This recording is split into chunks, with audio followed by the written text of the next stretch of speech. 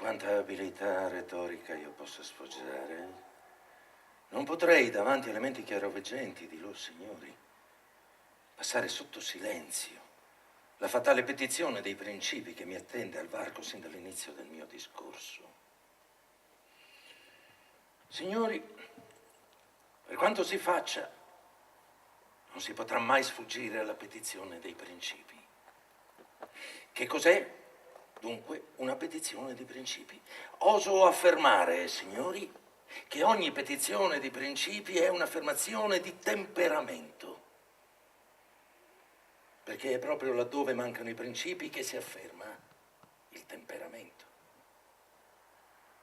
Quando dichiaro bisogna avere un'aquila, loro signori potrebbero unanimemente chiedere perché.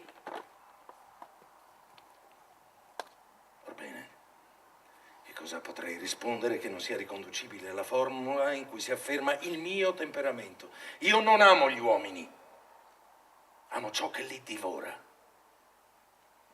Il temperamento, signori, è ciò che deve affermarsi.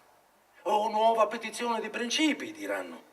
Ma ho appena detto che ogni petizione di principi è un'affermazione di temperamento. E poi che dico?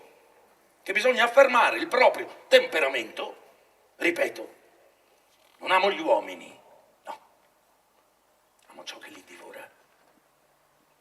Ora, chi divora l'uomo? La sua aquila. Dunque, signori, è necessario avere un'aquila. Ritengo che ciò sia stato sufficientemente illustrato. Non ho sempre conosciuto la mia aquila. Ne deduco secondo un ragionamento che nella logica ha un nome particolare che adesso non mi ricordo più, d'altronde lo studio soltanto da 8 giorni. Ne deduco, dicevo, che benché la sola aquila qui presente sia la mia, anche ognuno di loro signori ha la propria. Sì. Ho taciuto sino ad ora la mia storia.